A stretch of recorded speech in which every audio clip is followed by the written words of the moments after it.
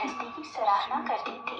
शीला की गृहस्थी इसी तरह खुशी खुशी चल रही थी, पर कहा जाता है कि कर्म की गति अटल होती है। विधाता के लिखे लेख को कोई नहीं समझ सकता। इंसान का नसीब पल भर में राजा को रंक बना देता है, और रंक को राजा।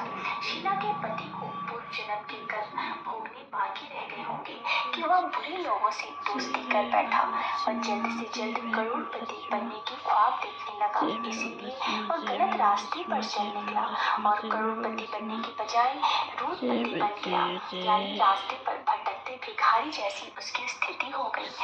शहर में शराब, जुआ, रेस, चरस, गांजा आदि बदियां फैली हुई थी। उसमें शीला का पति भी फंस गया। दोस्तों के साथ उसे भी शराब की आदत हो गई। जल्द से जल्द पैसे वाला बनने की लालच में दोस्तों के साथ रेस, जुआ भी खेलने लगा। इस तरह बचाई हुई धनराशि, पत्नी के गहने, सब कुछ रेस जुए में गंवा दिया। समय के परिवर्तन के साथ घर में दरिद्रता और भूखमरी फैल गई। सुख से खाने के बजाय 2 वक्त के भोजन के लाले पड़ गए और शीला को पति की गालियां खाने का वक्त आ गया। शीला सुशील और संस्कारी स्त्री थी। उसको पति के बर्ताव से बहुत दुख हुआ, किंतु वह भगवान पर भरोसा करके बड़ा दिल रखकर दुख सहने लगी। कहा जाता है कि सुख के पीछे दुख और दुख के पीछे सुख आता है, इसलिए दुख के बाद सुख आएगा ही। ऐसी श्रद्धा के साथ शीला प्रभु भक्ति में लीन रहने लगी। इस तरह शीला असहनीय दुख सहते सहते प्रभु भक्ति में वक्त बिताने लगी। अचानक एक दिन दोपहर में उसके द्वार पर किसी ने दस्तक दी। शीला सोच में पड़ गई कि मुझ जैसे गरीब के घर इस वक्त कौन आया होगा।